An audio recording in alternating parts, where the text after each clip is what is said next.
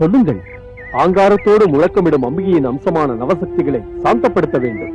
அவரது குமரன் திரும்ப உயிரோடு வருவான் என்பதை கூறி அமைதிப்படுத்த வேண்டும். நாராயணா, நான் மட்டும் தனியாக சென்று அம்பிகையின் முன்னால் நிற்க முடியாதே. அதுவும் சரிதான் குபேரா. நாங்கள் நால்வரும் விலங்கை தேடி செல்கிறோம். எப்படியும் ஏதேனும் ஒரு தலையோடு தான் வருவோம். நீங்கள் நால்வரும் ரிஷிமுனிவர்களை அழைத்துக் கொண்டு நாரதரோடு செல்லுங்கள். விடை கொடுங்கள். நாராயண நாராயண.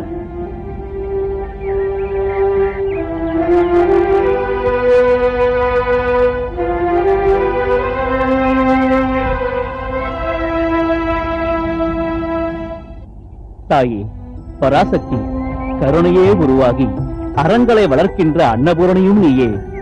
கடுமையின் வடிவாகி கொடுமைகளை அழிக்கும் காளியும் நீயே. அருளும் நீ, திறனும் நீ, அறமும் நீ, மரமும் நீயே. மகாமாயை, மகா வித்யை, மகா ஸ்மிருதியும் நீயே. பராசக்தி, தாயாகிய நீயே கோபம் கொண்டால் உனது சேயாகிய நாங்கள் எங்கு செல்வோம் அம்மா? இறைவன் நடத்திய திருவிளையாடலுக்கு நீ உலகை அழிக்க புறப்பட்டது என்ன நியாயம் தாயே? நீ உருவாக்கிய மைந்தனுக்கு சிரத்தை பொருத்தி அவனை மீண்டும் உயிரோடு எழுப்ப அருள் புரிந்து விட்டார் சிவபெருமான். சாந்தி அடைவாய் தாயே, சாந்தி அடைவாய்.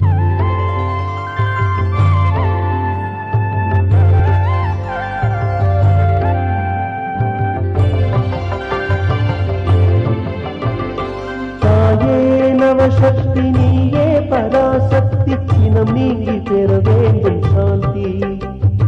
தய செய்ய வேண்டும், என காக்க வேண்டும் துர்க்கை எனும் தேவி சாந்தி. ஆங்காரம் கொண்டு ஓங்காரம் செய்யும் மாகாளி தேவி சாந்தி.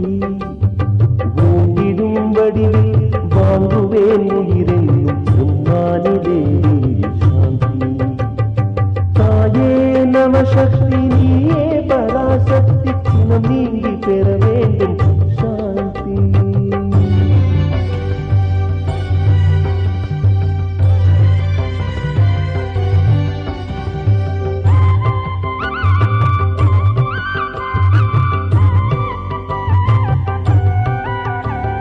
பதம் செய்து உலகை மதம் செய்ய எண்ணும் அன்னை வைஷ்ணவி சாந்தி. அன்புருவமாகி என்றும் என்னை காக்கும் அருளே மகேஸ்வரி சாந்தி. உலகினை காக்கும் மைந்திரி வேலேந்தும் கௌமாரி தாயே சாந்தி. உக்ரவாராகி ருத்ர நரசிம்மி சரணடைந்தோமினி சாந்தி.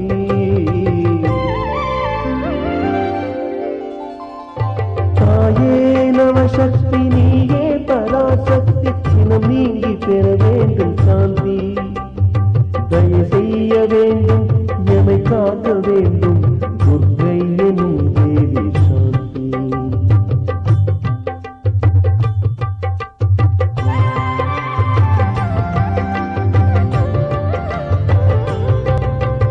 புவியீரேடும் நீயாகும் புவனேஸ்வரி எனும் வடிவாகும்.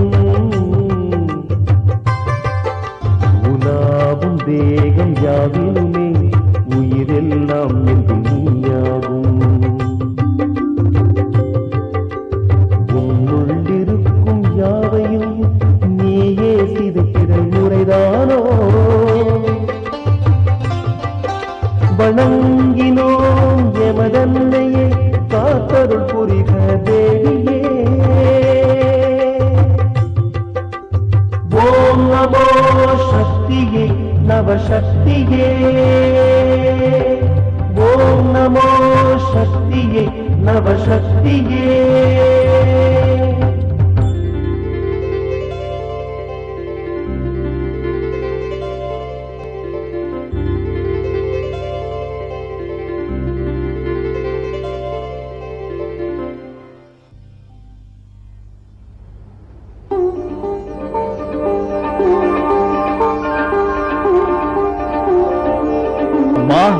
भुवनेश्वरी पराशक्ति श्रीविद्ये श्रीचक्रधारिणी लोकमाता ममसी वसु.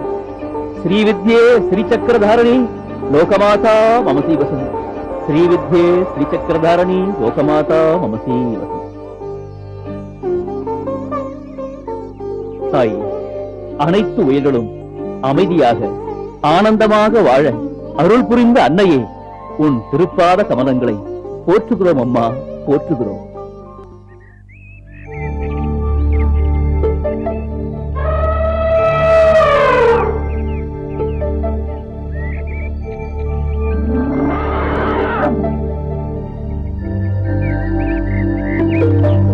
சிவபெருமான் சொன்னதைப் போல வடக்கே தலை வைத்து படுத்திருக்கும் யானை. ஆம், அதேதான்.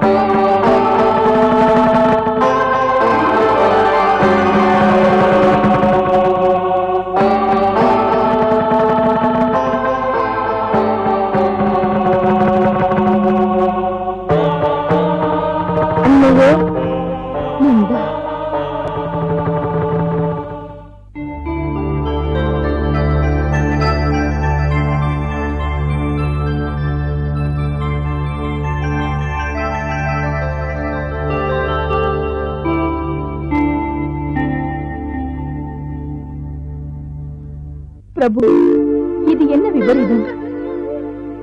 ஏன் என் மைந்தனுக்கு இந்த விசித்திரமான தோற்றம்?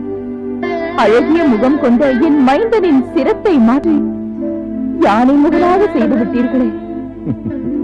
தேவி, புவனங்கள் அனைத்தும் ஒரு நியதியின்படியே இயங்குகின்றன. பிறப்புகள் அனைத்தும் ஏதோ ஒன்றை சாதிப்பதற்காகவே நிகழ்கின்றன.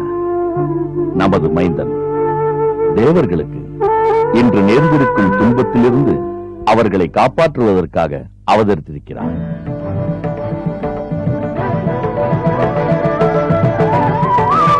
அதனால்தான் இப்படிப்பட்ட தோற்றத்தோடு அவன் உருவாகி இருக்கிறான். பிரபு, என்ன சொல்கிறீர்கள்? இந்த பெருமான் எங்கள் துன்பத்தை தீர்க்க அவதரித்தவரா? ஆம் தேவேந்திரா, கஜமுகாசூரன் கொடுமைகளை பற்றி நீங்கள் என்னிடம் முறையிட்ட பொழுது அதற்குரிய ஒருவன் விரைவில் அவதரிப்பான் என்று அபயமளித்தேன் அல்லவா? அந்த பிள்ளைதான் இங்கு உங்கள் முன் யானை முகனாக காட்சியளிக்கிறான்.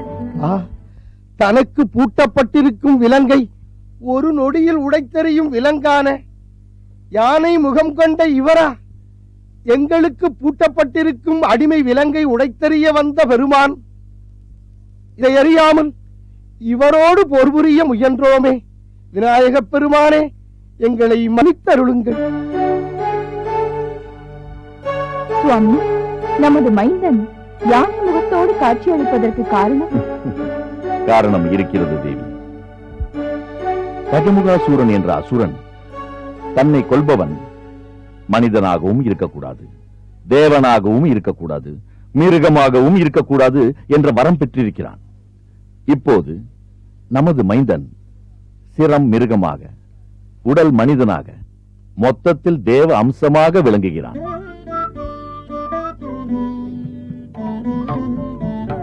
உண்மைதான் சுவாமி. அது மட்டுமல்ல, தன்னை கொல்பவன் இருவரின் தேக சம்பந்தத்தில் தோன்றாதவனாக இருக்க வேண்டும் என்று அவன் கேட்டிருக்கிறான். நமது மைந்தன் அப்படித்தான் தோன்றியவன் என்பது இப்போது இங்குள்ள அனைவருக்கும் தெரியுமே. அப்படியானால் விநாயகன், நீ மஞ்சளை திரட்டி வைத்து ஓங்கார பொருளாக உருவாக்கிய மைந்தன் என்பதை நான் நன்றாக அறிவேன். இருப்பினும் இங்குள்ள யாவரும் இவனது வீரத்தை அறிந்து கொள்ள வேண்டும் என்பதற்காகவே இப்படி ஒரு யுத்தத்திற்கு வித்திட்டேன். நாரதன் அதற்கு துணை நின்றான். அப்போதுதானே விநாயகன் தங்களை காப்பாற்றும் தகுதியுள்ளவன் என்ற நம்பிக்கை தேவர்களுக்கு ஏற்படும். பிரபு, தங்கள் திருவுள்ளப்படித்தானே நானும் இந்த நாடகத்தில் பங்கு கொண்டேன். ஆட்டுவித்தால் யாரொருவர் ஆடாதாரே என்ற வாக்கின்படி எங்களையெல்லாம் ஆட்டிவிக்கும் சூத்திரக்கையரே தாங்கள்தானே ஐயனே.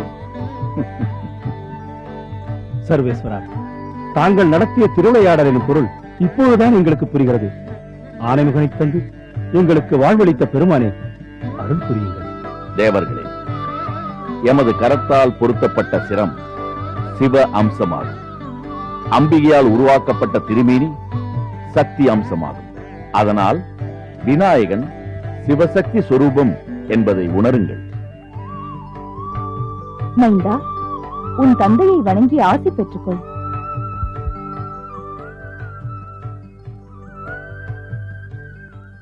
எந்தையே, எங்கும் நிறைந்த பரஞ்சுடரே, நமச்சிவாய என்ற 5 எழுத்து மந்திரத்தால் பஞ்சாட்சர வடிவமானீர்கள்.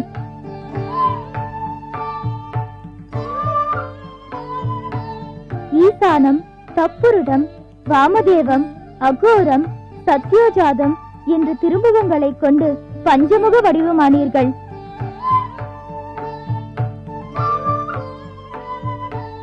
நிலம், நீர், நெருப்பு, காற்று, ஆகாயம் என்று 5 வித சிவலிங்கங்களாகி பஞ்சபூத லிங்கமானீர்கள். சித்திர சபை, தாமிர சபை, ரசித சபை, கனக சபை, ரத்தின சபை என்று 5 சபைகளில் ஆடல் புரிந்து பஞ்சசபை தாண்டவமூர்த்தி ஆனீர்கள். ஆனந்த தாண்டவத்தின் மூலம் ஆக்கல், காத்தல், அழித்தல், மறைத்தல், அருளல் என்பவைகளை நடத்தி பஞ்சகிருத்திய மூர்த்தி ஆனீர்கள். இப்படி 5 விளங்கிய காரணத்தால் எனக்கும் தும்பிக்கை என்னும் ஒரு கரம் அளித்து ஐங்கரனாக்கிய பெருமானே, அருள் புரியுங்கள்.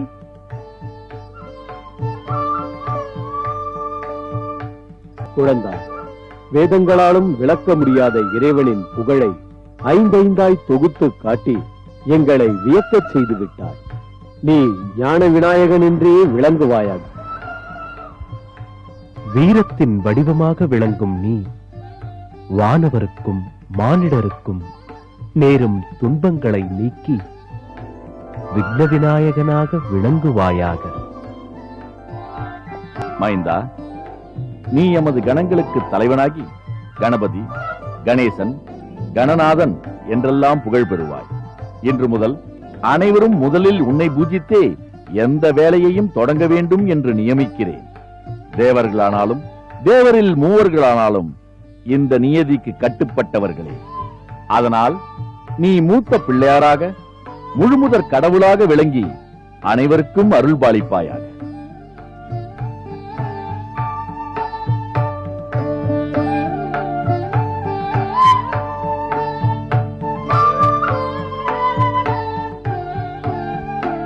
கஜானனம் பூதகணாதி சேவிதம் கபித்த ஜம்போ பலசார பட்சிதம் உமாசுதம் சோக விநாச காரணம் நமாமி விக்னேஸ்வர பாத பங்கஜம்.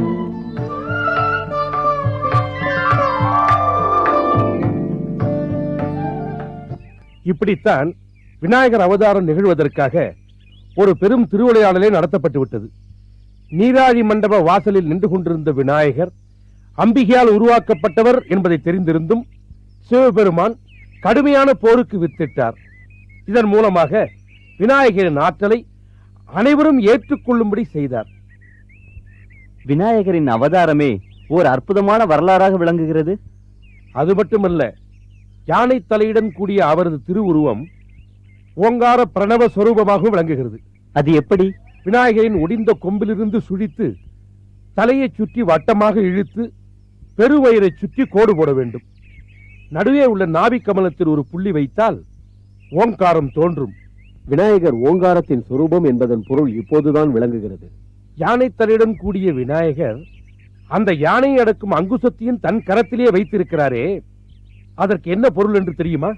சொல்லுங்கள் சுவாமி. பிறவி எடுத்த ஒவ்வொருவரும் தன்னை தானே அடக்கும் திறன் பெற்றிருக்க வேண்டும் என்பதை உணர்த்துவதற்காகத்தான் யானை முகனாகிய விநாயகன் தன்னை அடக்கும் அங்குசத்தையும் தானே வைத்திருக்கிறார். அமைச்சர் பெருமானே, விநாயகர் அவதாரம் வியப்பான முறையில் இவ்விதம் நிகழ்ந்திருக்கிறதே. ஒரு அவதாரமே நிகழும் அளவிற்கு கஜமுகாசூரன் என்னதான் செய்தான்? அத்தகைய வலிமை அவனுக்கு எப்படி வந்தது? ஒரு காலத்தில் அசுரகுலமே அழிக்கப்பட்டு விட்டது. இருந்த ஒரு சிலரும் அடங்கி ஒடுங்கி ஒளிந்து வாழ்ந்தார்கள். எத்தனை காலம்தான் இப்படி வாழ்வது என்று யோசித்தார்கள். மறுபடியும் அசுரகுலத்தை நிலைநிறுத்த வேண்டும் என்பதற்கான மார்க்கத்தை தேடி அவர்களுடைய குருவான சுக்கிராச்சாரியரிடம் சென்றார்கள்.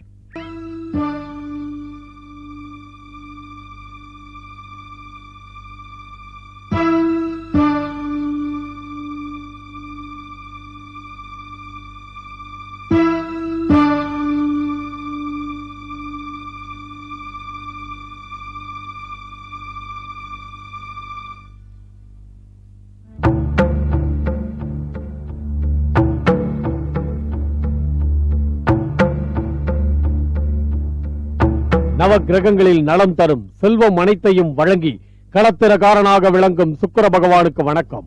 பிருகுவம்சத்தில் பிறந்ததால் பார்க்கவன் என்று பெயர் கொண்டாலும் அசுர குலத்திற்கு குருவாகி அருள் புரியும் சுக்கிராச்சாரியாருக்கு வணக்கம். யாரது? காலாந்தகன், தும்ராட்சகன், நீங்கள் இருவரும் இவ்வளவு காலம் எங்கே இருந்தீர்கள்? அசுரர் குலத்தின் பெயர் சொல்ல ஒருவர் கூட இல்லையே என்றல்லவா இதுவரை நான் வரிந்து கொண்டிருந்தேன். குருநாதா, அமரர் தொடுத்த போரில் அசுரகுலம் முழுவதும் அழிந்து விட்டது. யார் எங்கே இருக்கிறார்கள் என்பது கூட யாருக்கும் தெரியாமல் போய்விட்டது.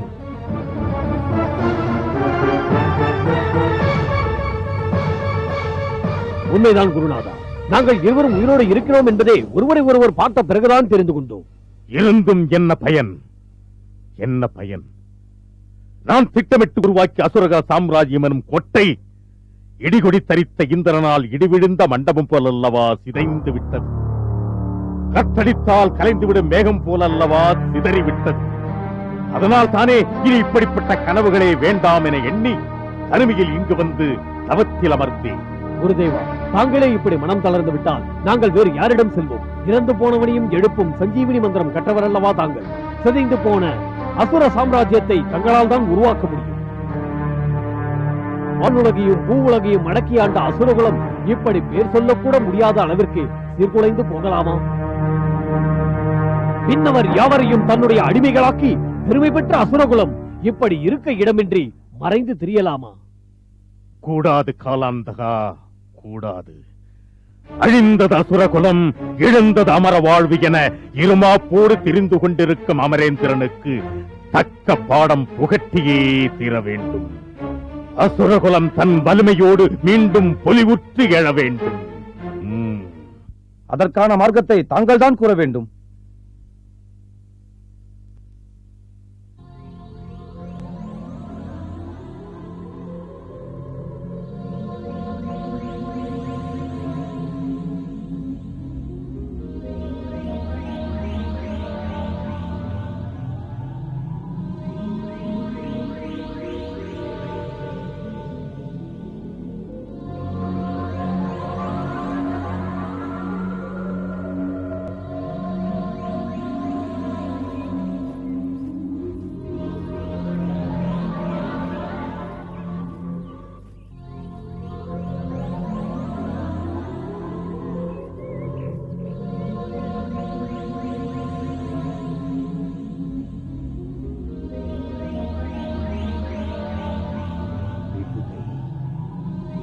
விபுதை, அமரேந்திரனை வீழ்த்துவதற்கு அசுரேந்திரன் பெற்று வளர்த்து ஆளாக்கி வரும் அழகிய மங்கை.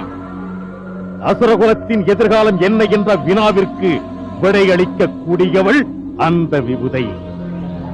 அசுரகுலம் வாழ வலிமைமிக்க தலைவனை தரக்கூடிய தகுதியுடையவள் அந்த விபுதைதான்.